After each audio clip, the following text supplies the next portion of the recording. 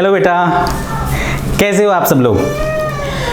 अभी तुमने एक टॉपिक देखा इससे पहले वाला, मोल कंसेप्ट, जो कि हमारा लेक्चर नंबर 2 था। यूनिट चल रही है फर्स्ट, और फर्स्ट चैप्टर का नाम है बेसिक कंसेप्ट ऑफ केमिस्ट्री। वो टॉपिक्स जो आप पहले पढ़ चुके हो, उसमें आपने एक टॉपिक पढ़ा था केमिकल कॉम्बिनेशन और एक पढ़ा था मोल कंसेप्ट। मोल कंसेप्ट के मैंने कुछ न्यूमेरिकल आपको कराए थे, उनमें कुछ फॉर्मूले लग रहे थे जो आपको बताए थे। ठीक है, आज जो चलने वाला है टॉपिक, वो चलने वाला है स्टोइकियोमेट्री, जो मोल कंसेप्ट से ही रिलेटेड है। ठीक है, मोल कंसेप्ट जिन बच्चों ने किया है अच्छे तरीके से, उनकी समझ में स्टोइकियोमेट्री आएगा, और जिन्होंने मोल कंसेप्ट नहीं किया है वो पहले मोल कंसेप्ट की वीडियो को देख लें। लेक्चर नंबर 2 है, सर्च कर लेना कि mole concept by Dharmveer sir, Google पर सर्च कर लेना या यूट्यूब पर सर्च कर लेना mole concept by Dharmveer sir. और उसमें मैंने 1 आवर में, 1 घंटे में बहुत सारे क्वेश्चन और कंसेप्ट को बहुत इजी कराने की कोशिश की है, ताकि हर बच्चा समझ सके। तो मोल कंसेप्ट के बिना, मैंने उस वीडियो में भी बताया था कि मोल कंसेप्ट के बिना कुछ नहीं है। केमिस्ट्री के हर चैप्टर में, जो भी फिजिकल केमिस्ट्री होगी उसमें जो भी चैप्टर आएगा, मोल कंसेप्ट कहीं ना कहीं यूज हो ही जाएगा। केमिस्ट्री की ABCD है मोल कंसेप्ट। अभी देखना आप, जो मैं टॉपिक कराने वाला हूँ स्टोइकियोमेट्री, वो स्टोइकियोमेट्री में भी मोल कंसेप्ट का ही यूज है। ठीक है, तो स्टोइकियोमेट्री की बात करते हैं। ठीक है बच्चे, लेकिन थोड़ी सी बात बता दूं, मैं हूं धर्मवीर, तुम्हारा केमिस्ट्री टीचर, और तुम देख रहे हो brilliant academy chemistry by Dharmveer sir. ठीक है, तो चलते हैं शुरुआत से। शुरुआत में क्या है, स्टोइकियोमेट्री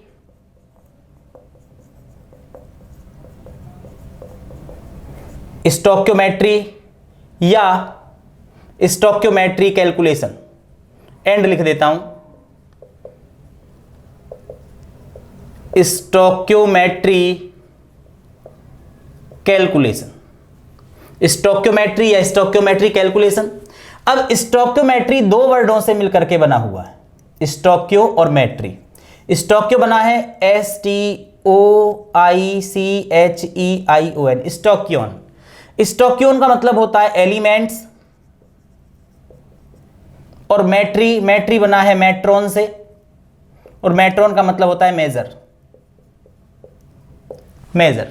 ठीक है, स्टोइकियोमेट्री मतलब एलिमेंट को मेजर करना है, एलिमेंट के मास को मेजर करना है, सम टाइम वॉल्यूम ऑल्सो। तो ज्यादातर तो हमें मास को मेजर करना है, ठीक है, और कभी कभी हमें वॉल्यूम को मेजर करना पड़ सकता है। अब स्टोइकियोमेट्री और मोल कंसेप्ट में क्या डिफरेंस है, तो मोल कंसेप्ट में डायरेक्ट रिलेशन लगा रहे थे, डायरेक्ट क्वेश्चन हो रहा था, और स्टोइकियोमेट्री में हमें एक बैलेंस्ड केमिकल इक्वेशन लिखनी पड़ेगी जैसे वो क्वेश्चन में बोलेगा। बैलेंस्ड केमिकल इक्वेशन लिखनी पड़ेगी जैसे वो क्वेश्चन में बोलेगा। ठीक है, उसके बाद ही हम क्वेश्चन को सॉल्व करेंगे। ठीक है, तो स्टोइकियोमेट्री में हम लिख देते हैं थोड़ी सी बात कि स्टोइकियोमेट्री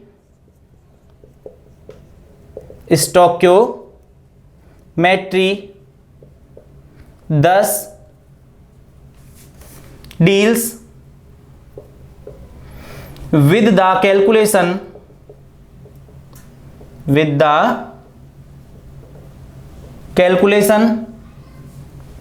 of, ठीक है, with the calculation of masses, sometimes volume also, of the reactant and product,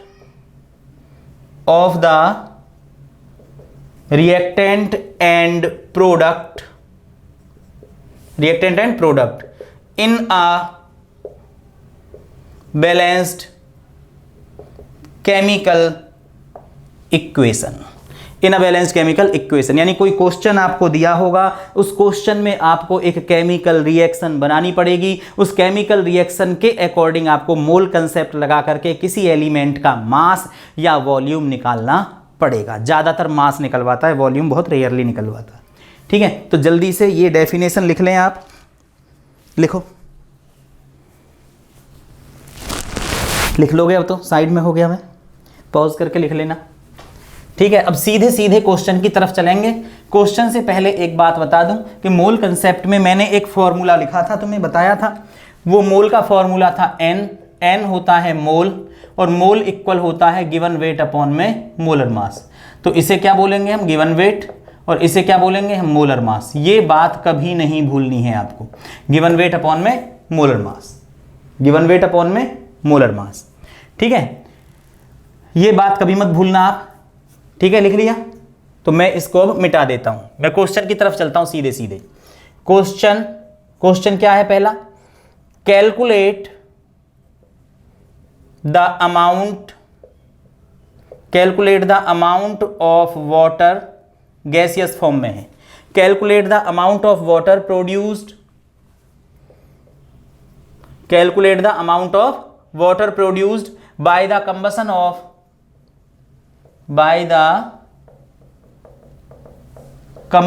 of 16 gram of CH4। बस, calculate the amount of water produced by the combustion of 16 gram of CH4, ये question दिया हुआ है। अब करते हैं, यानी तुम्हें क्या दिया हुआ है, मीथेन दिया हुआ है, यानी CH4। अब कोई भी चीज अगर बर्न होगी तो ऑक्सीजन के प्रेजेंस में बर्न होगी। 9th और 10th में ही बता दिया जाता है अच्छे तरीके से कि अगर हम हाइड्रोकार्बन को बर्न करते हैं तो CO2 बनता है और H2O बनता है।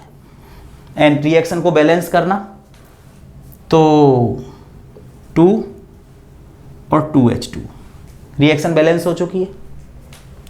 अब क्वेश्चन में सबसे पहले आपको रिलेशन को पहचानना है। क्या पहचानना है, अमाउंट ऑफ वाटर और मीथेन। तो रिलेशन किस किस का बन रहा है, वाटर का और मीथेन का, वाटर का और मीथेन का। तो वाटर प्रोडक्ट है और ये रिएक्टेंट है, ये रिलेशन बना, ध्यान से पहचान लो। बस इन दोनों की बात कर रहा है वो कि कितना वाटर निकलेगा अगर इतने ग्राम CH4 को बर्न किया जाएगा, बोलो हाँ या ना, ठीक है। कितना वाटर रिलीज होगा अगर इतने ग्राम CH4 को रिलीज किया जाएगा। तो सबसे पहले मास निकाल लीजिए आप, मोलर मास या मॉलिक्यूलर मास। मॉलिक्यूलर मास, किसका मॉलिक्यूलर मास, CH4 का। C कितना, 12 प्लस में 2 4 इक्वल कितना आएगा, 16 ग्राम पर मोल। यहां आ जाइए, मोलर मास निकालो, mm लिख देता हूं तो समझ गई। मॉलिक्यूलर मास 2 इंटू 18 होता है वाटर का, तो कितना आ जाएगा, 36 ग्राम। Any problem. तो 16 ग्राम, जब 16 ग्राम मीथेन को बर्न करते हैं तो 36 ग्राम क्या निकलता है, वाटर निकलता है। तो 16 gram of CH4 is burnt to give 36 gram of H2। 16 gram methane को जलाने पर 36 ग्राम क्या निकल रहा है, वाटर निकल रहा है, 36 ग्राम। बोलो हाँ या ना, आ रहा है समझ में तो बोलो। तो 16 ग्राम में कितना निकल रहा है, 36। 16 ही तो पूछा है कि 16 ग्राम CH4 में कितना वाटर निकलेगा, हो गया क्लियर, गुड। अगर ये कुछ और बोल देता, अभी करते हैं, पहले इस क्वेश्चन को कर लो, कर लिया। अब देखो यहां 16 की जगह पे ये बोल देता आपसे 32 ग्राम में कितना निकलेगा। तो 16 ग्राम में कितना CH4 वाटर निकल रहा है, 16 ग्राम CH4 में कितना वाटर रिलीज हो रहा है, इतना। 1 ग्राम में कितना होगा, 36/16, 36/16, क्योंकि कम की बात कर रहे हैं, कम के लिए डिवाइड हो जाता है। कितने में रिलीज करवा रहा है, निकलवा रहा है 32 में। तो 36/16 इंटू 2 इक्वल कितना हो जाएगा, 16, 32 मैंने 2 पहले ही काट दिया, 16 2 जा 36 2 जा 72 ग्राम, इतना पानी रिलीज होगा, 72 ग्राम। समझ गए, तो जल्दी लिखो, लिख लिया, मिटा देते हैं। दूसरे क्वेश्चन की बात करते हैं सीधे सीधे। सेकंड क्वेश्चन आ गया। क्वेश्चन, हाउ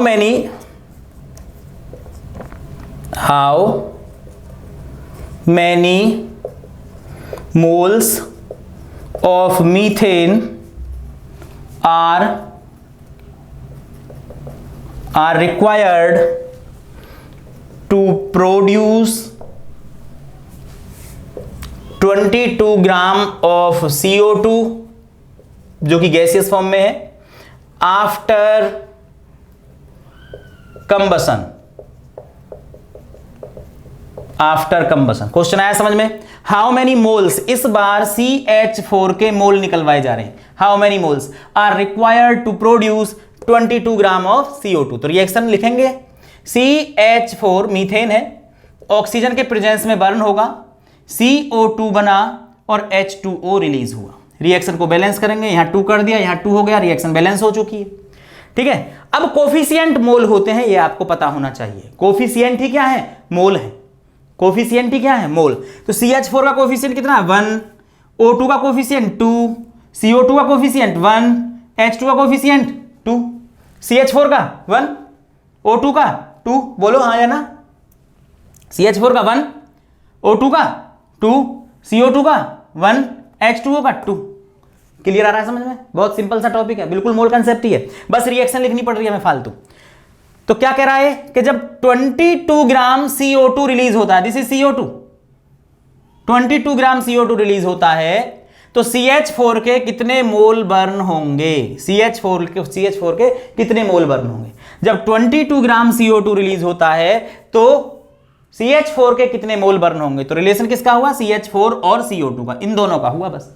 दूसरी बात, जो चीज निकालते हैं उसे कहां रखते हैं? राइट साइड में, ऐसा मैंने मोल कंसेप्ट में बताया था। तो जिस बच्चे ने भी मेरी वीडियो, फिर से बोल रहा हूं, जिस बच्चे ने वीडियो नहीं देखी है वो एक बार मोल कंसेप्ट की वीडियो देखे, सर्च कर ले गूगल पर या यूट्यूब में के mole concept by Dharmveer sir. 1 घंटे में मैंने कराया मोल कंसेप्ट इन 1 आवर, तो अच्छे से बनाई है वो वीडियो।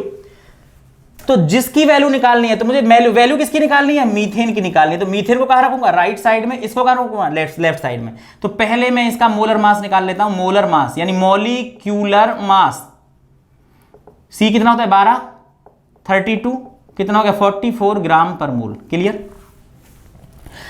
मोल कितना? 1। देख रहे हो, जब 1 मोल बर्न हो रहा है तो कितना CO2 रिलीज हो रहा है? इतना, यानी 44 ग्राम CO2 इज रिलीज या इवॉल्व। ठीक है, CO2 44 gram CO2 is released कब?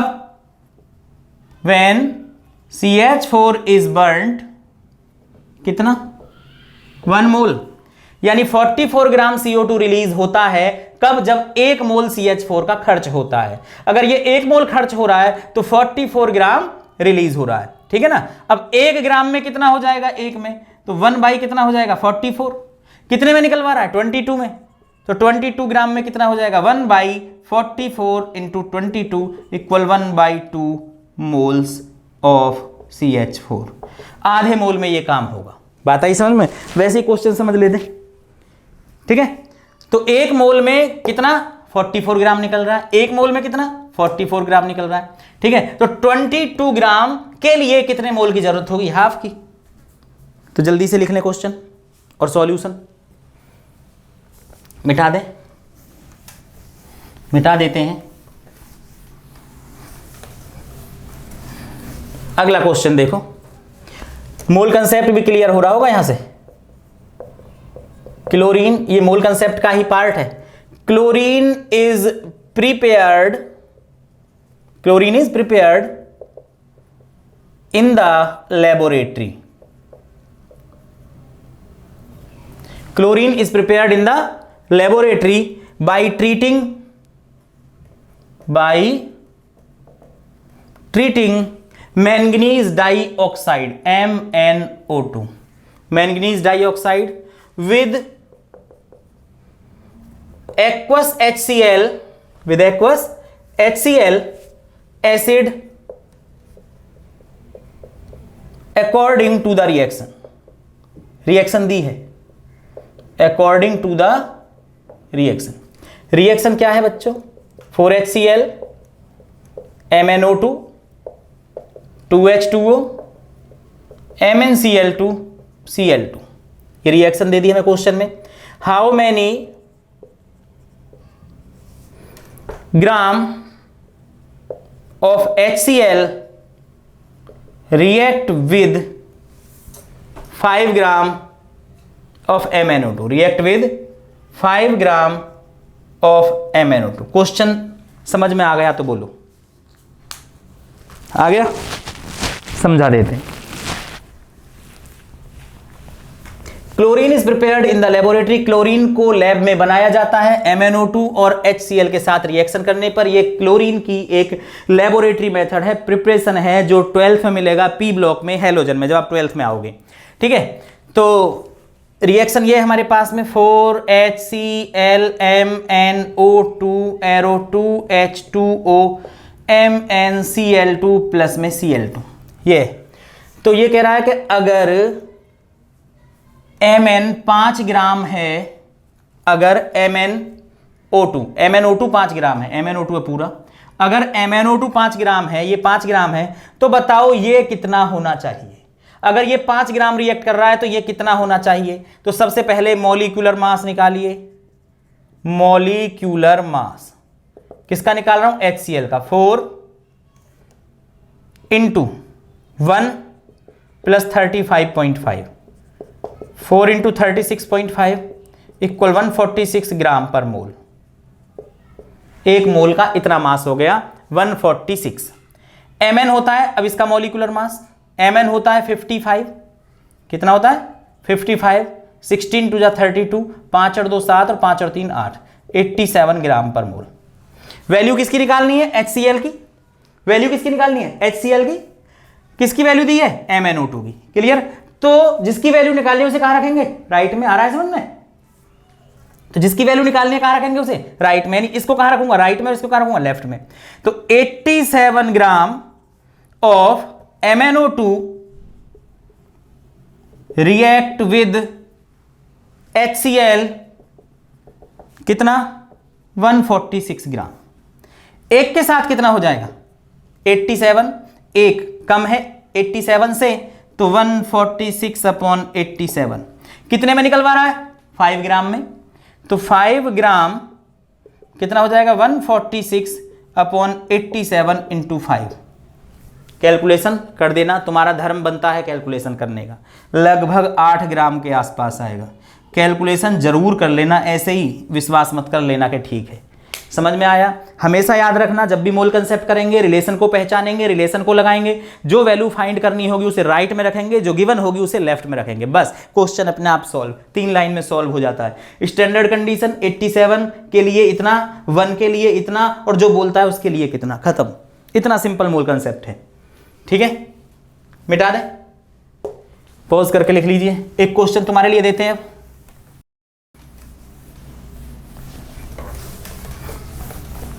एक क्वेश्चन तुम्हारे लिए देते हैं। Question, calculate the mass of iron which will be converted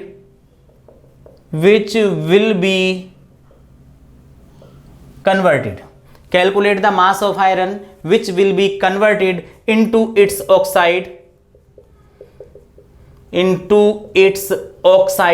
किसमें, Fe3O4 में। Fe2O3 भी होता है आयरन, Fe3O4 भी होता है, इसकी वैलेंसी अलग अलग होती है। एक बार +2 होता है, एक बार +3 होता है, एक बार फेरस होता है, एक बार फेरिक होता है, तो या फेरिक है। ठीक है ना। तो यहां आ गया इनटू इट्स ऑक्साइड, ये फेरस है, फेरिक नहीं फेरस। ठीक है, converted into its oxide by the action of 18 gram of steam on it. अगर आप स्टीम देख रहे हो तो इसका मतलब ये H2O कह रहा है। तो क्वेश्चन क्लियर हो गया तुम्हारी समझ में कि calculate the mass of iron, iron का मास निकालना है, which will be converted into its oxide, जो अपने ऑक्साइड में कन्वर्ट हो जाता है जब 18 ग्राम H2O उसके साथ रिएक्शन करता है। कितना, 18 ग्राम, यानी 18 ग्राम कितने आयरन के साथ रिएक्शन करेगा। तो रिएक्शन आपको लिखनी पड़ेगी भाई, FeH2O और बना रहा है Fe3O4। ये हो गया रिएक्शन। यहां से सॉल्यूशन कर रहे हैं अब हम। क्वेश्चन ये दिया है स्टोइकियोमेट्री का, Fe + H2O Fe3O4।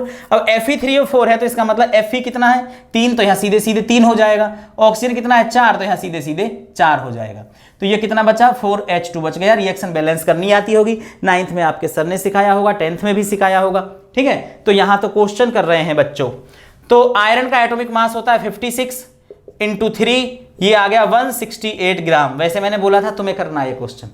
ठीक है, 168 ग्राम। H2O का निकाल लीजिए, 4 × H2O होता है 18 = 72 ग्राम। अमाउंट किसकी निकालनी है, calculate the mass of iron, iron की अमाउंट निकालनी है। अमाउंट किसकी निकालनी है, आयरन की, जिसकी वैल्यू निकालते कहां रखते हैं, राइट में। जिसकी वैल्यू गिवन होती है, तो गिवन किसकी है, H2O की, तो H2O को कहां रखूंगा, लेफ्ट में। फिर से देख लो रिलेशन किस किस की बात कर रहा है, calculate the mass of iron, this is iron, किसकी वैल्यू में, वाटर के साथ, तो आयरन और ये रहा, इन दोनों का रिलेशन है, उनसे कोई मतलब नहीं है। कि बताइए 18 ग्राम केवल 18 ग्राम रिएक्शन करेगा तो आयरन कितना होना चाहिए, ठीक है। तो वैल्यू किसकी निकालनी है, आयरन, तो आयरन को कहां रखूंगा, राइट में, इसको कहां रखूंगा, लेफ्ट में। तो 72 gram of water, 72 gram of water react with iron Fe कितने के साथ, 168 ग्राम। 1 ग्राम के लिए कितना हो जाएगा पता है आपको, 72 के लिए उतना है, तो 1 के लिए कितना, 168 अपॉन में 72, बोलो हाँ, समझ में आया यहां तक। कितने में निकालना है मुझे, 18 में निकालना है, क्वेश्चन में कह रहा है, तो 18 ग्राम में निकालना है, तो कितना हो जाएगा, 168 अपॉन 72 इंटू में 18, ठीक है। तो 18 से काट दोगे आप इसे 4 बार, 4 से इसको काट दोगे 168 को, तो इसकी वैल्यू कुछ आ जाएगी 40 ग्राम के आसपास। अपने आप कैलकुलेशन जरूर करना, ऐसे ही मत छोड़ देना, समझ गए। कर लो जल्दी से नोट डाउन, कर लिया, मिटा देंगे। समझ में आ रहा है स्टोइकियोमेट्री, तो स्टोइकियोमेट्री मोल कंसेप्ट ही है, नया कुछ नहीं है इसमें, कि बिल्कुल रॉकेट साइंस समझ रहे हो जी, स्टोइकियोमेट्री का है, रिएक्शन कैसे करेंगे, बस थोड़ा सा समझना है कि भाई रिएक्शन ऐसे ऐसे लिखनी है। तो एक क्वेश्चन और लिखते हैं, गैस्ट्रिक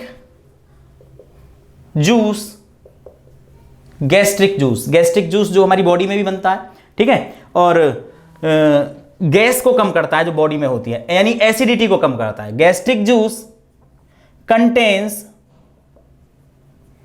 अबाउट 3 ग्राम, 3 ग्राम है, 3 ग्राम ऑफ HCl पर लीटर, LTR पर लीटर लिख दिया मैंने।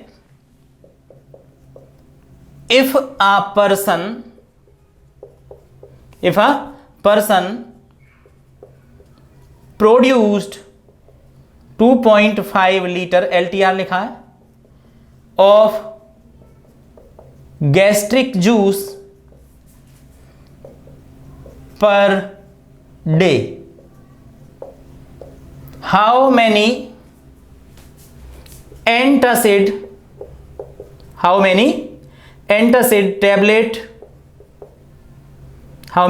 tablet each contain 400 milligram of aluminum hydroxide are needed to neutralize all the HCl produced in 1 day। ठीक है, वीडियो में कोई शोर वगैरह तो नहीं आ रहा, क्योंकि बाहर से मुझे कुछ शोर सा सुनाई दे रहा है, जैसे बच्चे चिल्ला रहे हो। ठीक है बच्चे, थोड़ा ध्यान दो, बस फोकस करो यहाँ पर, अगर थोड़ा बहुत आ भी रहा है तो। मैं क्वेश्चन कह रहा है गैस्ट्रिक जूस कंटेन 3 ग्राम, यानी जो गैस्ट्रिक जूस है जो तुम्हारी बॉडी में भी बन रहा है, ठीक है, वो 3 ग्राम है HCl पर लीटर, 1 लीटर में, 1 लीटर में 3 ग्राम। ठीक है, क्वेश्चन अभी समझाता हूं। न्यूट्रलाइज रिएक्शन आपने पढ़ी होगी 9th या 10th में। न्यूट्रलाइज का मतलब होता है एसिड को न्यूट्रल करना है बेस से, या बेस को न्यूट्रल करना है एसिड से। एसिड को न्यूट्रल किससे करना है? बेस से। और बेस को किससे न्यूट्रल करना है? एसिड से। जब कभी हमारी बॉडी में एसिडिटी हाइपर हो जाती है, हमारे पेट में, बॉडी में, पेट में एसिडिटी ज़्यादा हो जाती है, तो हम एंटासिड लेते हैं, यानी ऐसी टैबलेट लेते हैं जिससे एसिडिटी कम हो जाए। इनो वगैरह लेते हैं, यानी जो इनो का कैरेक्टर है वो बेसिक है। इनो का कैरेक्टर कैसा है? बेसिक। और जो हमारे पेट में क्या है? एसिड, तो वो उसको जाके क्या कर देता है? न्यूट्रल कर देता है। अब क्या है कि गैस्ट्रिक जूस कंटेन्स, एक गैस्ट्रिक जूस है जो गैस को कम करता है, gastric juice 3 gram of HCl 1 litre. 1 litre में ये हो गया 1 LITRE 1 लीटर, पर लीटर मतलब 1 लीटर। 1 लीटर में 3 ग्राम जूस है, 3 ग्राम HCl है। ठीक है। If a person produced 2.5 litre of gastric juice per day, अगर एक पर्सन एक दिन में 2.5 लीटर 2.5 लीटर गैस्ट्रिक जूस बना रहा है, हाउ मैनी एंटासिड, अब एसिडिटी हो रही है पेट में, एसिडिटी हो रही है, गैस्ट्रिक जूस बन रहा है, उसमें कैसा HCl, उसमें HCl है तो पेट में क्या हो रहा है, एसिडिटी बढ़ रही है। एसिडिटी बढ़ रही है, तुम्हें क्या लेना पड़ेगा, बेस लेना पड़ेगा। तो तुम्हें 400 मिलीग्राम की कितनी टैबलेट लेनी पड़ेंगी एक दिन में, अगर इतना बन रहा है तो। ठीक है, तो सबसे पहले रिएक्शन लिखनी पड़ेगी, AlOH का whole thrice plus 3HCl arrow AlCl3 plus में 3H2O। AlCl3 बेस है, मैं गलत बोल गया, AlOH का होल थ्राइस ये बेस है, बेसिक है इसका कैरेक्टर, और HCl क्या है, एसिड। तो एसिड को न्यूट्रल करने के लिए आपने एल्यूमिनियम हाइड्रोक्साइड को मिला दिया, ये बन गया जी। तो एसिड क्या हो रहा है, न्यूट्रल हो रहा है। ठीक है, अब मैं मोलर मास निकालता हूं, मॉलिक्यूलर मास, मैं मोलर मास बोल देता हूं। तो मॉलिक्यूलर मास निकाल लोगे आप इसका, एल्यूमिनियम कितना होता है, 27 होता है, 27 प्लस O कितना होता है, 16 प्लस 1 इंटू 3, तो 16 और 1 17, 17 में 3 से मल्टीप्लाई 51, 51 प्लस 27 कितना आ जाएगा, 78 ग्राम पर मोल। ये इसका निकाल लेते हैं, 3 इंटू H कितना हुआ 1, Cl हो गया 35.5, तो ये हो जाएगा 36.5 इंटू 3, तो ये हो जाएगा 109.5 ग्राम पर मोल, ग्राम पर मोल। तो इसका मोलर मास इतना और इसका मोलर मास इतना। अब बात कर लेते हैं कि HCl produced from 2.5 litre of gastric juice equal HCl produce, 1 litre में कितना HCl है, 3 ग्राम। 1 लीटर में कितना HCl, 3। 1 लीटर में कितना, 3, तो 2.5 लीटर में कितना, 1 लीटर में 3 ग्राम, 1 लीटर में 3 ग्राम, तो 2.5 लीटर में कितना, यानी 1 लीटर में 3 है तो 2.5 में कितना हो जाएगा, 7.5 ग्राम HCl। बोलो हाँ।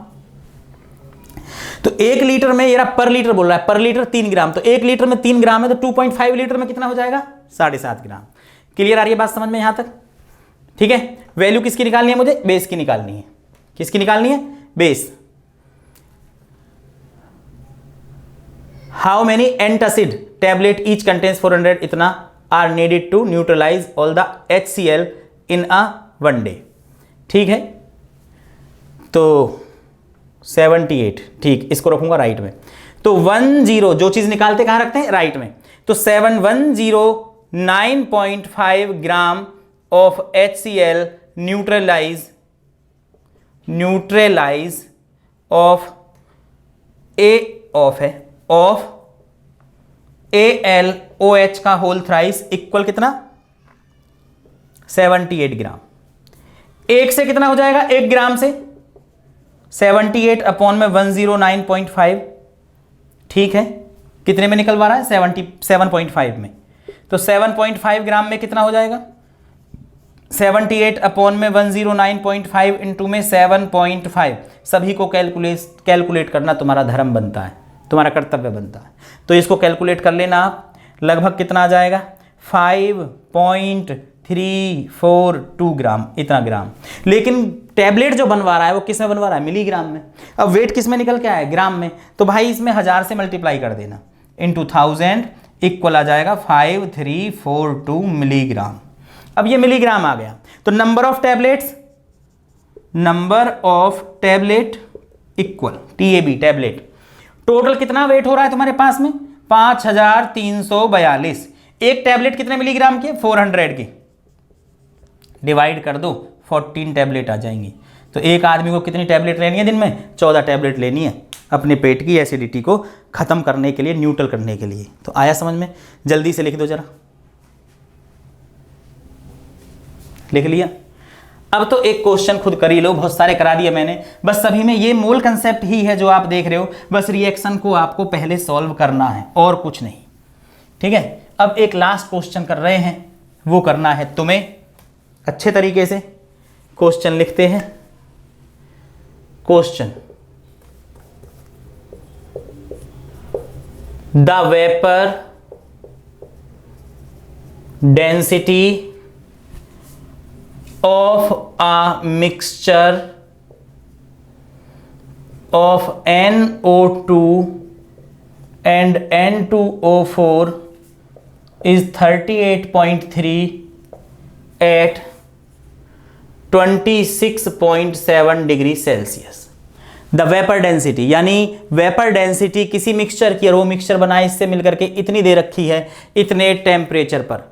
Calculate the number of moles, calculate the number of moles of NO2 in 100 gram of mixture, in 100 gram of mixture. समझ में आया कुछ? मिक्सचर 100 ग्राम है, उस मिक्सचर में तुम्हें NO2 के मोल निकालने हैं। एक बात समझ लो जरा कि अगर तुम्हें मोलर मास निकालना है, मोलर मास या molecular mass equal 2 into VD होता है। V क्या होता है? वेपर होता है, और D होता है डेंसिटी। तो मोलर मास इक्वल क्या होता है? 2 इंटू वेपर डेंसिटी। ये बात याद रखना कि किसी का मॉलिक्यूलर मास निकालना है, वेपर डेंसिटी दी हुई है तो 2 से मल्टीप्लाई कर देना, कहानी खत्म हो जाएगी, मोलर मास निकल करके आ जाएगा। अब जो मिक्सचर है तुम्हारे पास में, वो मिक्सचर किस किस का बना है? मैंने बोला था तुम्हें करना है तो कर तो लोगे। स्क्रीन को पॉज करो, क्वेश्चन को लिखो, कोशिश करो, हो जाए तो ठीक, ना हो तो देख लेना। मिक्सचर किससे मिलकर बना है? NO2 और N2O4 से मिलकर के क्या बन रहा है? मिक्सचर। इस मिक्सचर का जो वेट दे रखा है वो कितना दे रखा है? 100 ग्राम दे रखा है। अगर 100 ग्राम दे रखा है तो ये कितना हुआ? नहीं पता। ये कितना हुआ? नहीं पता। भाई हो सकता है ये 50 ग्राम है, ये 50 ग्राम हो सकता है, 10 ग्राम, ये 90 ग्राम हो सकता है, ये 40 ग्राम, ये 60 ग्राम हो सकता है, 10 ग्राम, ये 90 ग्राम, ये 20 ग्राम, ये 80 ग्राम, कुछ भी हो सकता है, हमें पता ही नहीं। एक बात और बताई थी मैंने, number of moles equal W upon में M। W क्या हो जाएगा यहाँ पर? गिवन वेट, और M क्या हो जाएगा? Molar mass. मोलर मतलब मॉलिक्यूलर, मॉलिक्यूलर मास। ये मैंने मॉलिक्यूलर मास लिखा है, ठीक है? तो राइटिंग तो समझ में आ रही होगी, वैसे साफ साफ ही लिख रहा हूं। तो नंबर ऑफ मोल्स इक्वल क्या हो जाएगा? गिवन वेट अपॉन मोलर मास। इसका वेट मुझे नहीं पता, बस टोटल का वेट पता है 100 है। तो मास की बात कर रहा हूं मैं, मास। अगर इसका मास x ग्राम है तो इसका मास कितना हो जाएगा? 100 माइनस x ग्राम। टोटल मास कितना है हमारे पास में? 100। दोनों से मिलकर के ये बना है। अगर एक को मैंने x मान लिया तो एक कितना हो जाएगा? 100 माइनस x ग्राम हो जाएगा। यहां तक बात क्लियर? क्लियर। अब molar mass, molecular mass, NO2 का मॉलिक्यूलर मास निकालोगे 46 आ जाएगा, 46 ग्राम पर मोल। और N2O4 का मोलर मास निकाल लेना, यानी मॉलिक्यूलर मास निकाल लेना, कितना आ जाएगा? 92 ग्राम पर मोल। अब मैं सॉल्यूशन के अगर मॉलिक्यूलर मास की बात करता हूं, सॉल्यूशन के मॉलिक्यूलर मास की बात करता हूं, यानी मॉलिक्यूलर मास ऑफ मिक्सचर, मैं सॉल्यूशन बोल रहा था, मिक्सचर इक्वल कितना हो जाएगा? 2 इंटू वेपर डेंसिटी। तो 2 और वेपर डेंसिटी कितना दे रखा है तुम्हें? 38.3, 38.3 इक्वल कितना आ गया? 76.6 ग्राम। ये मिक्सचर का मॉलिक्यूलर मास आ गया। किसका? मिक्सचर का। तो expressing all quantities, expressing all quantities in terms of mole, in moles. Mole क्या होता है? Given weight upon molar mass. तो ये इसको मोल में रखेंगे तो गिवन वेट कितना? x अपॉन मोलर मास कितना? 46 प्लस N2O4 का वेट कितना? 100 minus x upon 92 equal mixture का वेट कितना? 100 अपॉन मॉलिक्यूलर मास कितना? 76.6। 92 46 2 जा 2x आ गया, प्लस 92 से 92 कैंसिल, 100 माइनस x आ गया। x से एक x कट जाएगा तो यहाँ x बचेगा बस। तो ये आ गया तुम्हारे पास में x प्लस 100 इक्वल ये वाला 92 इसके साथ चला गया, 9200 अपॉन 76.6। x प्लस 100 इक्वल इसका डिवाइड इसमें कर दिया 120.10। ये प्लस इधर आके आ गया, x इक्वल 120.10 माइनस 100, तो x इक्वल कितना आ गया? 20। x इक्वल आ गया 20.10। ये x की वैल्यू आई है। किसकी वैल्यू? x की वैल्यू। निकालना क्या है? Number of moles. किसके मोल? NO2 के। तो नंबर ऑफ मोल्स NO2 के, नंबर ऑफ मोल्स NO2 के। नंबर ऑफ मोल्स क्या होता है? Given weight upon molar mass. तो गिवन वेट क्या है? x, और x की वैल्यू कितनी आ गई? 20.10। तो 20.10 अपॉन में मोलर मास कितना है इसका 46, तो NO2 इक्वल आ जाएगा तुम्हारे पास में 0.437, ये मोल हुए NO2 के। तो ये क्वेश्चन मैंने तुम्हें कराए और ये क्वेश्चन है स्टोइकियोमेट्री के। इससे ज़्यादा क्वेश्चन करने की कोशिश करना, बुक में होंगे, ये भी कर लोगे तो काफ़ी है। क्वेश्चन कितने भी कर लो कम ही होते हैं, लेकिन रटोगे तो कितने ही कर लो सब बेकार है। तो क्वेश्चन नहीं, आपको कंसेप्ट समझना है, कंसेप्ट समझाने की कोशिश की गई थी। ये लेक्चर नंबर हुआ 3 जो हमारा स्टोइकियोमेट्री था और मोल कंसेप्ट पर बेस्ड था। अगले टॉपिक में मिलेंगे हम तुमसे, तब तक के लिए ऑल द बेस्ट। ठीक रहो और अच्छे से मेहनत करते रहो, पढ़ते रहो। ओके।